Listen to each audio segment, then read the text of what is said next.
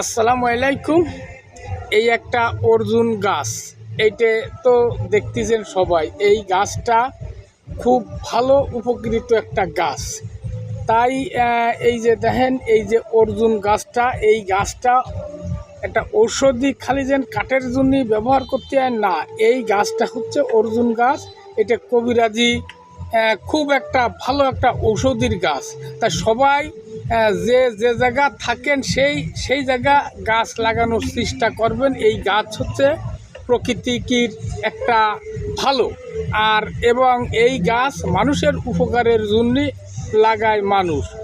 তাই সবাইরে পরামর্শ দিই, এই গাছ ওষুধি গাছ, এমনি গাছ, যে কোনো গাছ লাগানো ভালো। আর এই ওষুধি গাছ তো আরও ভালো, সে ভালোর কোনো শেষ নেই।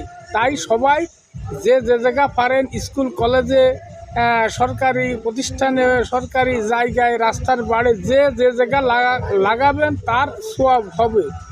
এই সোয়াব খালি মানুষ উপকৃত হবে না, পশু পাখি, যত পাখি বসবে এই ধরনের ও আপনাকে সোয়াব হবে। তা যে যে জায়গা পারেন গাছ লাগাবেন, ওষুধি গাছ লাগাবেন। এটা হচ্ছে ভালো। প্রত্যেকটা মানুষ যদি সচেতন হয়ে লাগায় তাহলে দেশ জাতি উন্নতি হয় এবং হবে।